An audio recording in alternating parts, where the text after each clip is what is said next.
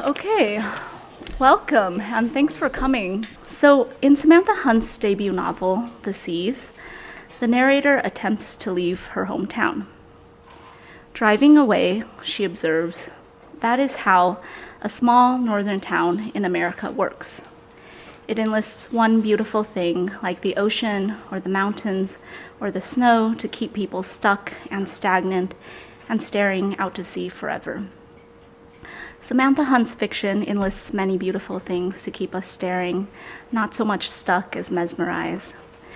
There's the prose style, marked by free associative imagery and an almost zany lyricism. There's the cast of hypnotic characters who, as the New York Times notes, seem lifted from the portfolio of an unknown Deanne Arbus shoot. There's the view of alternate America, a place of the occult, of aging scientists, of lovelorn Unabombers, of women whose bodies transform into deer, mermaids, and other creatures on the sly. The Seas was followed by 2 award-winning novels, The Invention of Everything Else and Mr. Splitfoot, along with most recently a story collection called The Dark Dark. Her work has garnered many awards. These include a Guggenheim Fellowship, a National Book Foundation's 5 Under 35 selection, and the Bard Fiction Prize. I first met Sam in 2008. I interviewed her about The Invention of Everything Else, a fictionalized account of Nikola Tesla's last days. We met up in the Hotel New Yorker, where Tesla stayed until his death in 1943. Taking me through the hotel, she showed me the fruits of her research. She pointed out the staircase lined with tiles specially imported from Mexico. She described the elaborate laundry system that had once cleaned massive quantities of towels and linens. And at one point, she had even stayed in Tesla's old suite, taking baths where the great inventor once lived. What's the difference between living and imagining is a question a character asks in The Dark Dark. To be a writer is to perceive. Samantha Hunt's work communes with the hidden world beneath our everyday one, catching the overlooked, the tangential, the obscure, the magical. She reflects her findings back to us so that we too can see. Please join me in welcoming Samantha Hunt.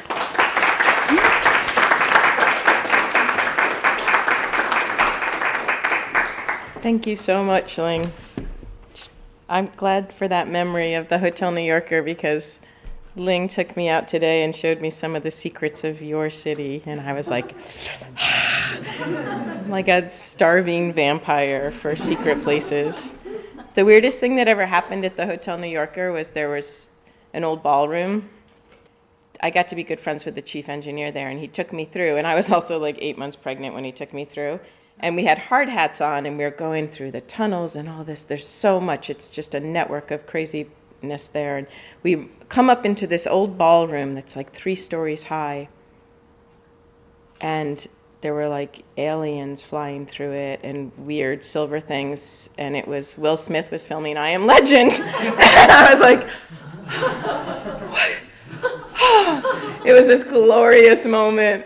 Except then I was just like, oh, okay, that's probably going to be a bad movie. Is it a bad movie? Did anyone see it? Or maybe it's the best movie ever. It's horrible? No, it's good. Oh, it's good. Okay. I should not judge. It's filmed in the Hotel New Yorker. Thank you so much for having me here, and thank you all for coming tonight. I'm happy to meet and see you all.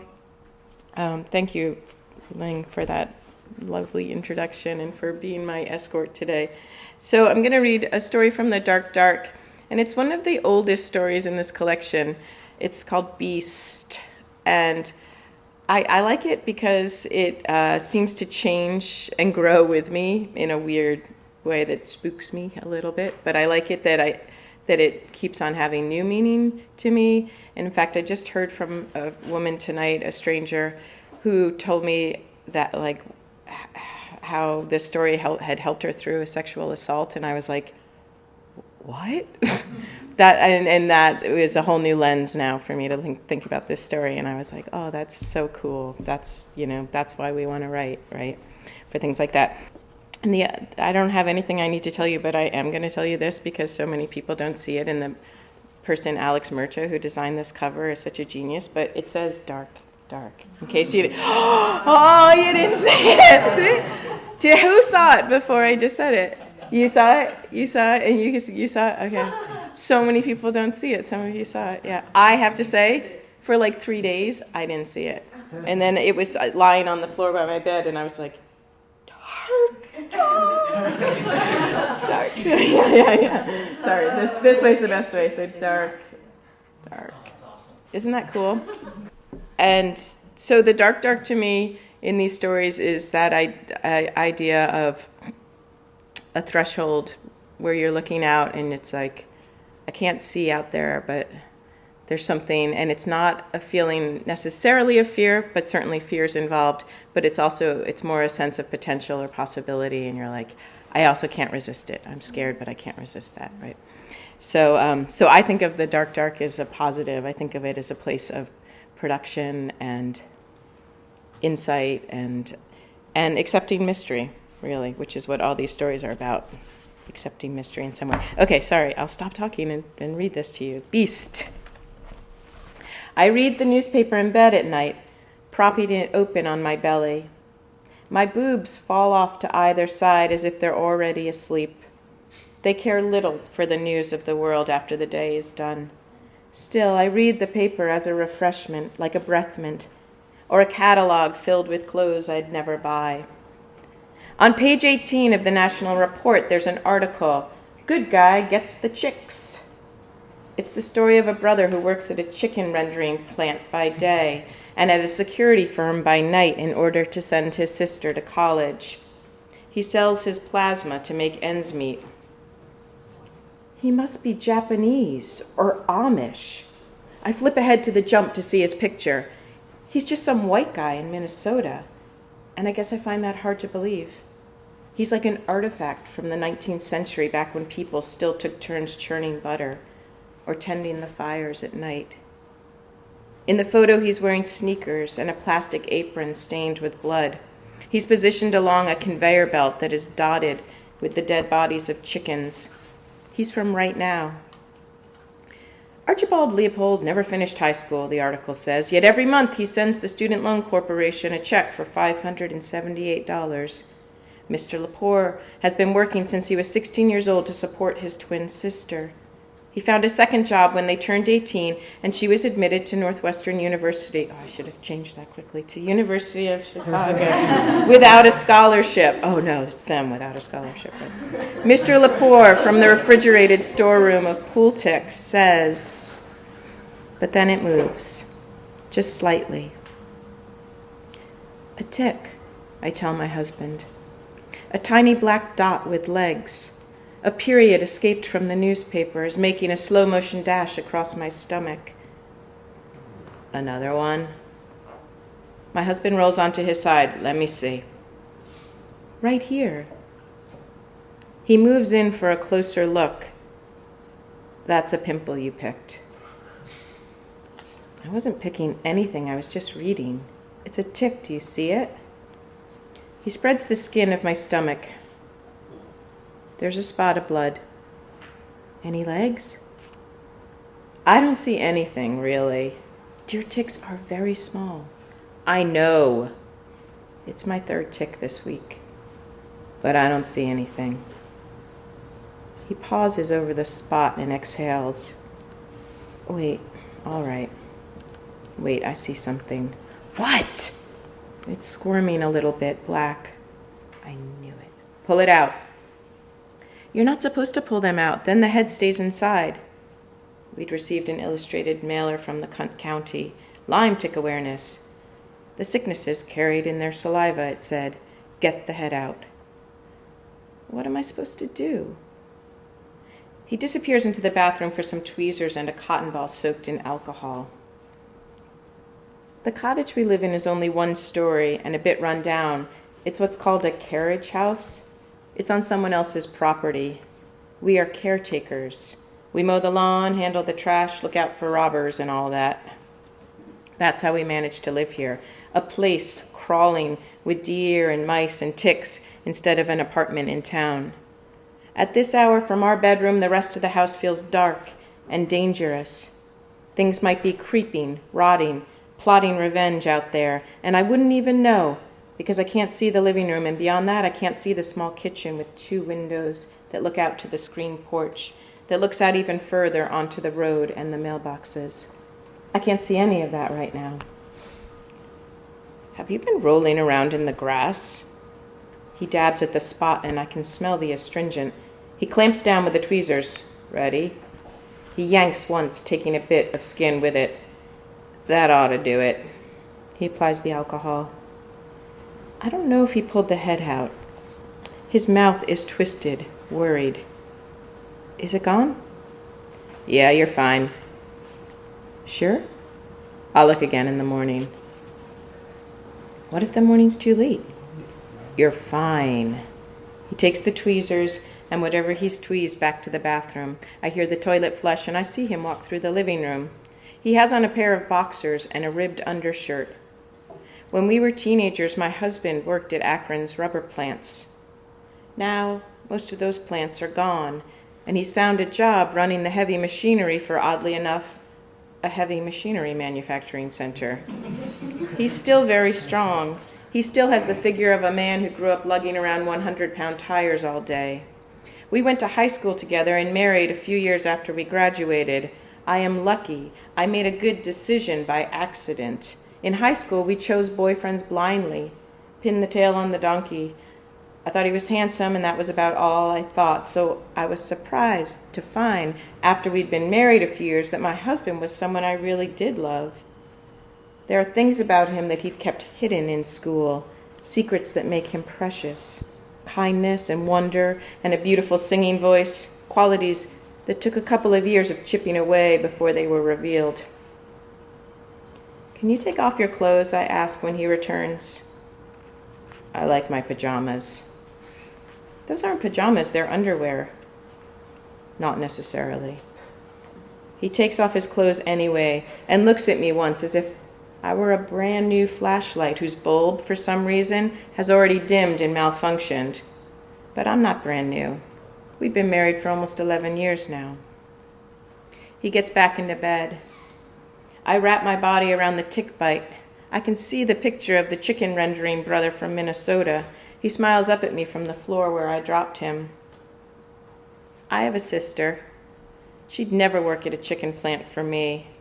I also had a brother once. I don't think he would have done it either. Not because he wasn't kind and not because he was busy with his own plans. He didn't have any plans. My brother had trouble knowing what to make of his life. There were days that he'd feel inspired by a Tony Robbins infomercial or something stupid, and he'd think, well, maybe I should get a job. As if that were something no one else had ever considered before. A job. But then my brother never could hold down any sort of position, except for a few short stints at a dry cleaner in town. He reminded me of Abraham Lincoln, so tall, he stooped his head, pockmarked, peach-fuzzed, and as quiet as jewelweed before it explodes. When he graduated from high school, he froze, caught in the headlights, distracted by every leaf on every tree. He couldn't move forward because he couldn't see the point of it. Don't you know where forward is headed? He asked one Thanksgiving. I didn't answer. He scratched his ear and he stared out the window of our parents' house as if there might be an answer out in the drive. I don't think he saw anything. He sat back down and stared at the carpeting, and maybe I should have said something. I know where forward is headed. I try not to think about it. We didn't find him for 3 days because we didn't realize that he was missing. That's the saddest part of this story. You know the pajama game? I asked my husband, my mouth close to the side of his chest. The musical? No. Yeah, you do. It's old. It has that song, Hernando's Hideaway. No. Just knock 3 times and whisper low that you and I were sent by Joe. Oh, yeah. I never understood what they were doing inside Hernando's Hideaway. His eyes are closed. So what were they doing, I ask? What? He opens his eyes. Inside Hernando's hideaway. What were they doing? I don't know. Drinking, dancing, fooling around, adult things. Yeah, that's it. Adult things. That's why it was scary. You were scared of a song? That song? There was something going on inside that club, something criminal. I don't know. I do. Then what was it? Like you said, adult things. Well, what's that? What's the most adult thing? Fucking? No, fucking's for kids. Dying is adult. Oh, shh, he says, and he turns to rub my face. He puts his hand on my cheek to stop my jaw from moving. He doesn't want to hear about how people were dying inside that song's nightclub. That's the reason they kept the security so tight. My husband gets nervous if I say anything too bizarre. He thinks I might also end up swinging in the breeze one day. But I used to say bizarre things even before my brother died, and I don't think suicide is contagious. Shh, baby, he says one more time before shutting off the light. I've been having a really strange week. Honey, I ask once the lights are out. He mumbles, trying to sleep. I tuck the covers around my chin and close my eyes, thinking it won't happen if I can just go to sleep fast enough. But this week, I haven't been able to fall asleep quickly. I know it's coming, so I fret and listen while my husband's breath deepens and slows. My chest gets tight and small. My eyes go dry. Once he's asleep, the night changes. I hear every sound, and every sound is scary.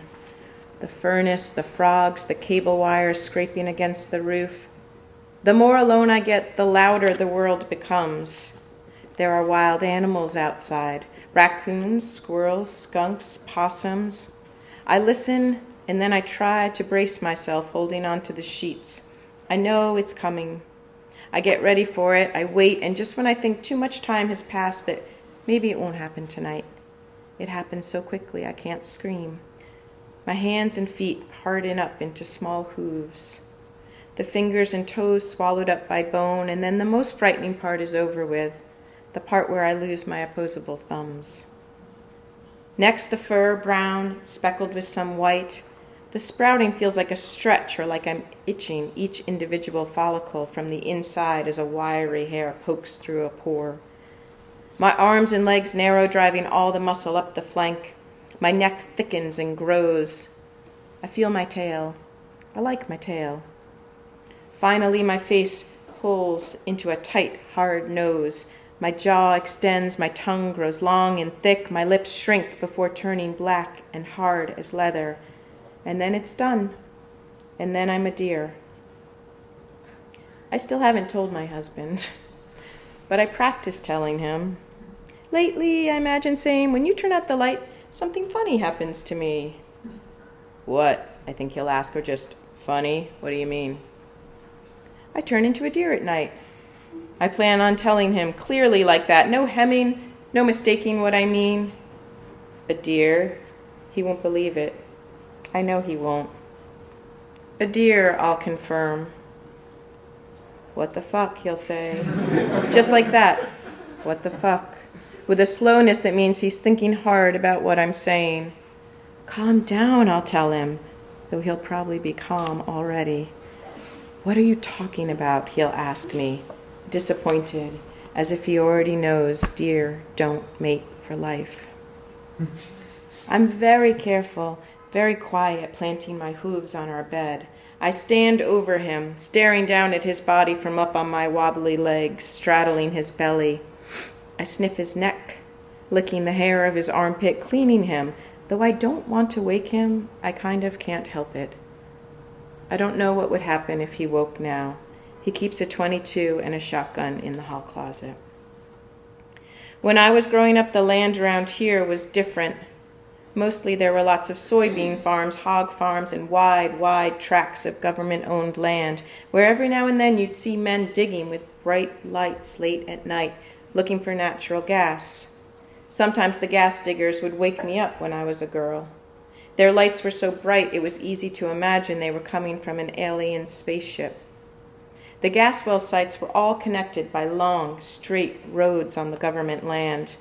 These roads went on forever, and driving down them, it became easy to imagine that the roads were closing up behind my parents' car, sealing us in. No one could follow us. Or else no one else existed. My brother, sister, and I would stare out the back window, watching where we'd once been disappear. It's not like that anymore. As soon as they didn't find much gas, the government sold the land off to developers, makers of strip malls. Eventually, I fall asleep, and when I wake in the morning, I'm a woman again. My husband's just starting to move, making a smacking noise with his lips. When I tell my husband what's happening to me at night, which I'm going to do very soon now, he'll want to know how. And then after that, he'll want to know why I'm becoming a deer. That's the most troubling part. My name's Eric, with a CH, clarifying.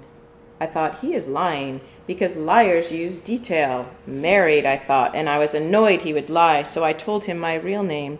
I told him where I worked. I even told him that I was married. When later that night my husband asked, "Did you have fun with the girls? What'd y'all end up doing?" I used details. I told him we went to Akron to a new fancy nightclub that had a bouncer at the door and a velvet rope. I told him that Sarah bumped into a cocktail waitress carrying a tray of 3 drinks. I told him Vicky had been getting religious lately. And I told him that Megan had gone out on a date with Steve Perry, the singer from Journey.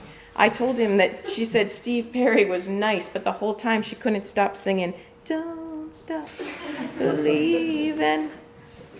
"Sounds good," my husband said. "Steve Perry, that's cool." In an evening filled with details, there wouldn't have been time for me to meet Eric or whatever his name was in the line for the bathroom. There wouldn't have been time for him to follow me into the ladies' room where, with his hand up my shirt, he started biting my neck and chest like he was lost in some fever, like he was going to eat me with his lips that were thick and filled with blood. I'll tell him. Any minute now, I'll say it. Imagine what it's like to lose your opposable thumbs, to have them bone up into hard hooves. It was scary at first, I'll say. How do you think deer open doors? I don't know how. He'll imagine that I'm telling him a joke. They don't. If I tell him, maybe he can build a special door for me. He's handy like that. A door that doesn't require opposable thumbs. Still, he'll want to know where I'm going at night. And what would I say? Out with the other deer? He wouldn't like that. The deer around here have been forced out into the open by all the new construction. They get hit by cars all the time. He won't want me to go out with the deer. So where would I go? Back to the nightclub? The bouncer would be surprised to find a deer trying to enter a club as nice as his, but he'd let me in.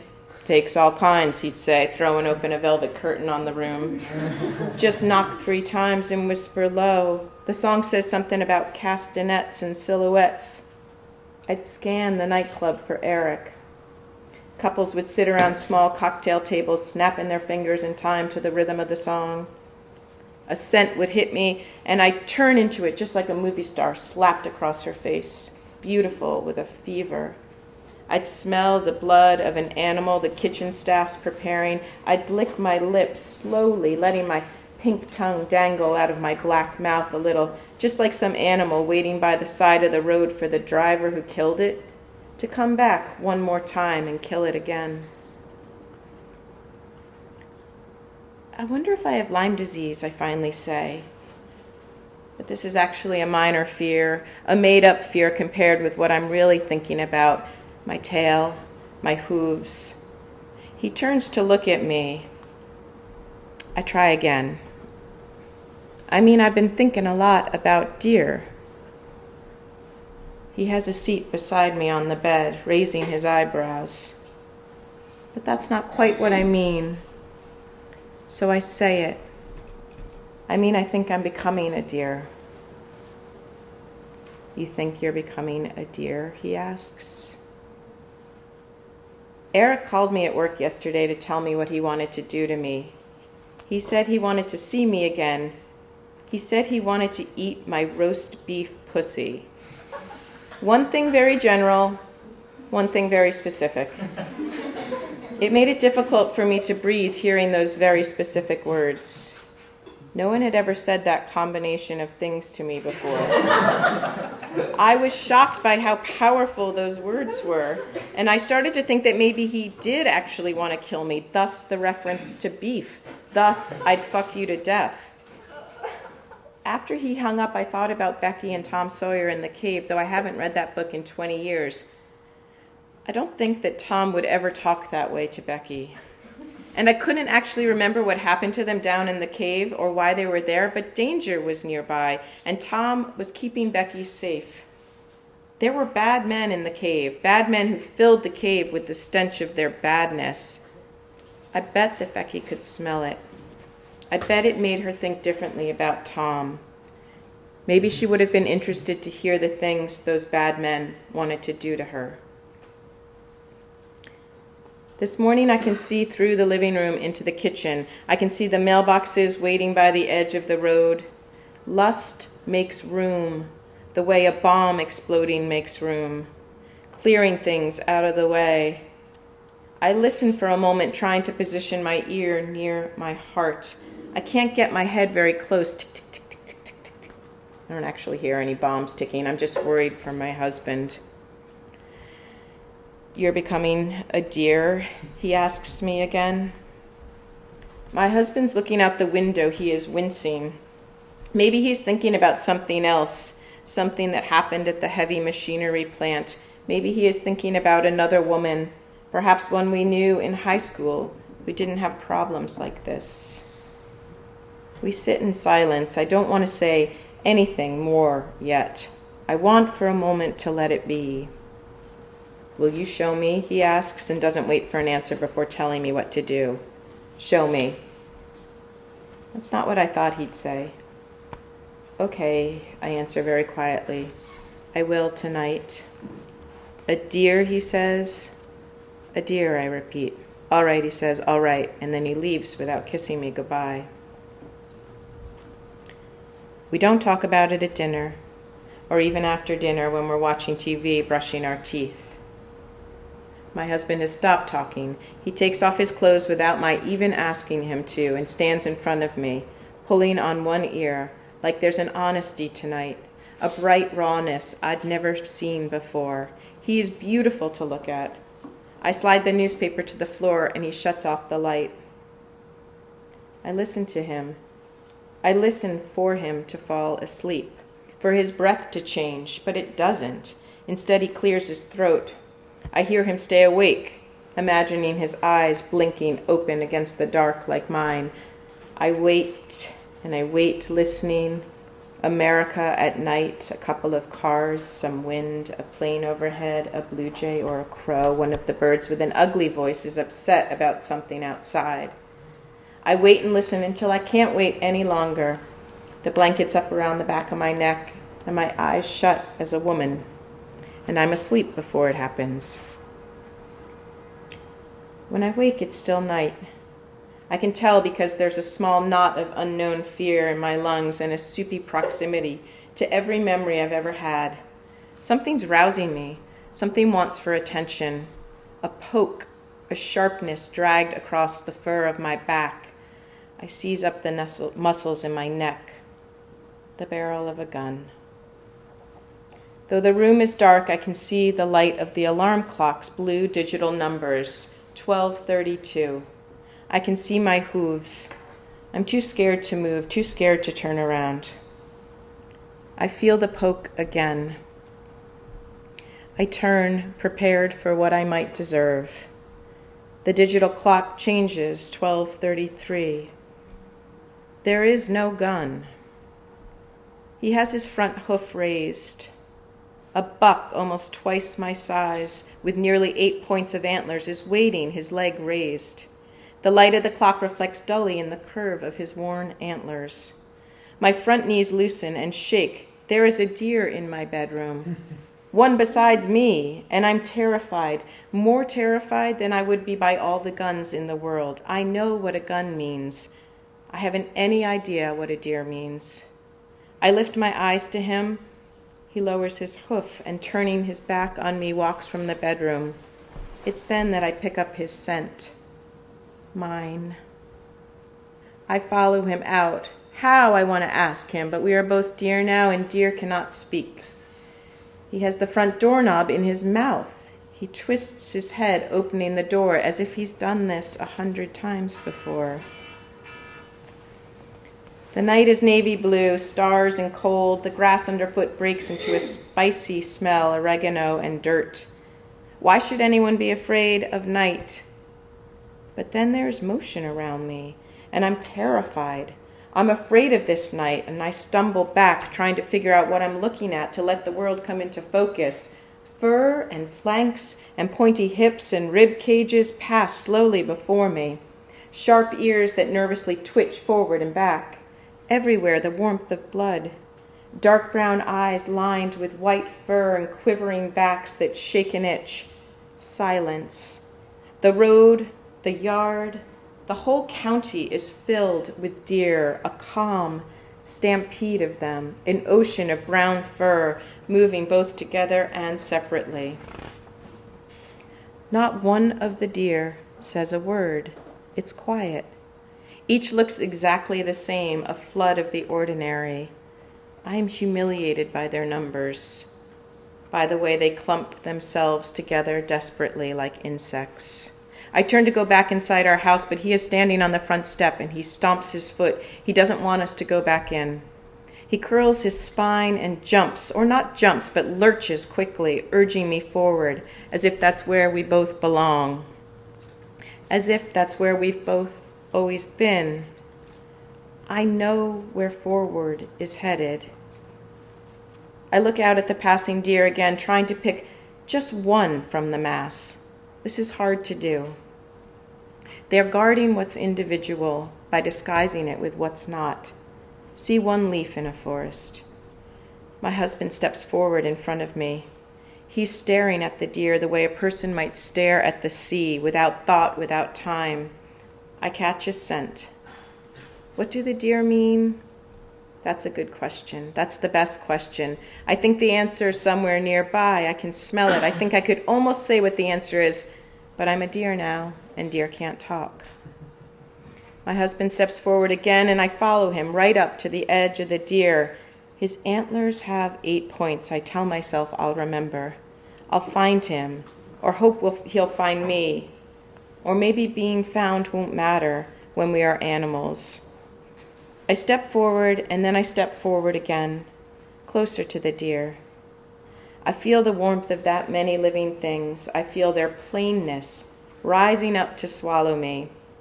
I step forward into the stream of beasts.